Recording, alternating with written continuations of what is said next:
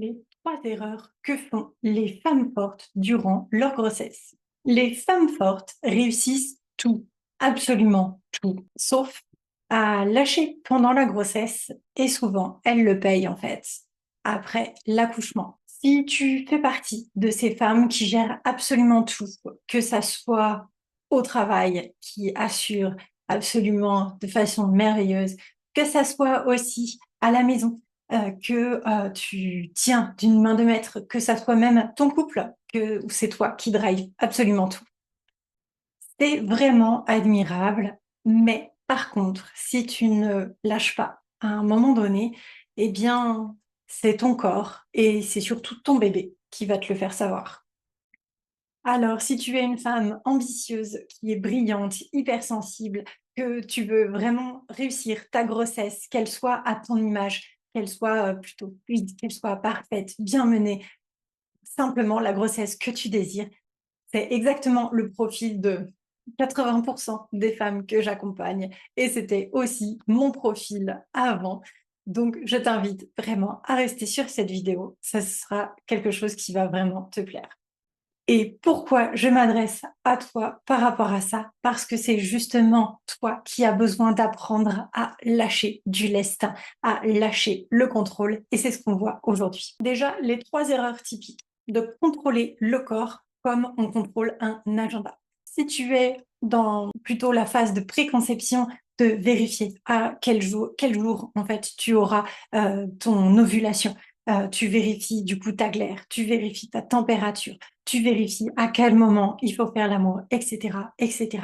Tout ça crée en fait un stress, une fatigue chronique et te permet non pas d'accéder à la grossesse que tu désires, mais plutôt de t'éloigner des signaux que t'envoie ton corps bien plus naturellement. Et lorsque tu es par contre enceinte, c'est la même chose. Tu vas vérifier combien de kilos tu es en train de prendre, quel est le stade d'évolution de ton bébé, quel est justement le corps donc que tu devrais avoir. Est-ce qu'il n'est pas, ton ventre n'est pas un peu trop haut, trop bas, trop haut sur le côté. Également, tu contrôles ton alimentation. Alors ça, c'est pas dès la préconception, mais d'une main de maître, d'une main surtout de fer. Et donc finalement, tu ne t'accordes pas un écart, ou alors si tu le fais, c'est à grands coups de martinet version culpabilité que tu vas réagir derrière. 2, tu fais passer tout le monde avant toi. Alors, qu'est-ce que ça va te créer? Eh bien, ça va te créer évidemment des carences émotionnelles, mais du coup physiques. Généralement, quand on est énormément dans le faire, etc., on va avoir plus facilement des anémies, c'est-à-dire une carence en fer. Et finalement, il va y avoir un effondrement, que ça soit au niveau des oméga 3, parce que ce sera lié à ton stress, que ça soit lié à ton magnésium, à ton sodium, à ton potassium. Bref, ce n'est pas que ton corps émotionnel et psychique qui va s'effondrer, mais c'est tout ton corps physique qui va suivre ce relais finalement. Et point numéro 3, croire que une fois l'accouchement passé, tout ira pour le mieux. Si tu penses que tu vas pouvoir te reposer après l'accouchement, que tu prépares donc sérieusement ton accouchement, mais rien pour derrière, tu te trompes. Parce que si l'accouchement, c'est un marathon, tu vas enchaîner derrière par des ultra-trails, encore et encore et encore. C'est justement une fois que l'accouchement est passé que là, c'est là vraiment que tout commence. Ce qui fait que la vraie force finalement de la femme, ça va être sa régulation. Il y aura des moments où tu auras besoin de pleurer, que ça soit avant la conception, pendant ta grossesse ou en postpartum. Et ce sera totalement OK. Donc, on range le martinet et on déverse, on évacue tout ce que l'on a sur le cœur pour que justement, ça ne s'imprime pas dans son corps, ça ne s'imprime pas sur bébé. Aussi, le fait de contrôler. Alors, c'est important de vérifier en effet tous les canaux, qu'ils soient biologiques, etc. Mais ça, c'est plutôt mon job. Et le tien, c'est plutôt eh bien, te laisser porter. Tu vas être plutôt le capitaine du bateau qui sera ton corps.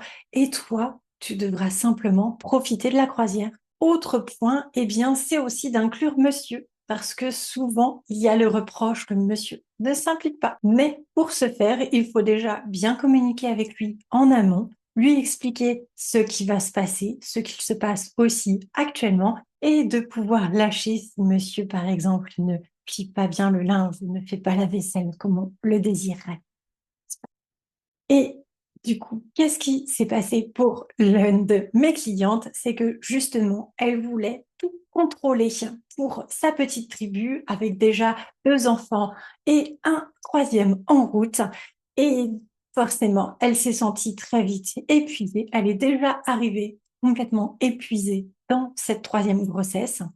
Mais avec ce que l'on a pu mettre en place, eh bien, tout s'est ouvert. Elle s'est un peu plus lâché la grappe, revu ses priorités et elle a été justement très étonnée par le soutien de son conjoint qui s'est beaucoup plus impliqué dans cette grossesse-ci. Et justement, leur couple, au lieu de se diviser avec la grossesse, comme c'est souvent le cas malheureusement, eh bien, il s'est au contraire vraiment ressoudé. Et ça, c'est vraiment le meilleur résultat que je vous souhaite à toutes. Donc, ta force, elle n'a pas besoin de disparaître. Elle doit juste s'ancrer parce qu'en tant que femme, c'est plus difficile pour nous de rester finalement vigilantes sur nos propres besoins car nous avons naturellement tendance à effacer notre être entier pour ceux que l'on aime, que ça soit notre conjoint ou nos enfants. Si tu veux aller plus loin, clique sur le lien sous cette vidéo afin de réserver un appel diagnostic gratuitement avec moi et on pourra voir en 15 minutes ce qu'il est important de mettre en place pour toi. Tu ressortiras donc avec un plan concret de ce que tu peux faire dans ta vie pour justement vivre une grossesse et une maternité beaucoup plus sereine et ainsi avoir un couple beaucoup plus soudé, beaucoup plus fort et un bébé en pleine santé. Et découvre comment transformer ton mental de leader en énergie vitale pour ta maternité. En attendant, je te souhaite une radieuse journée et on se redit à très vite.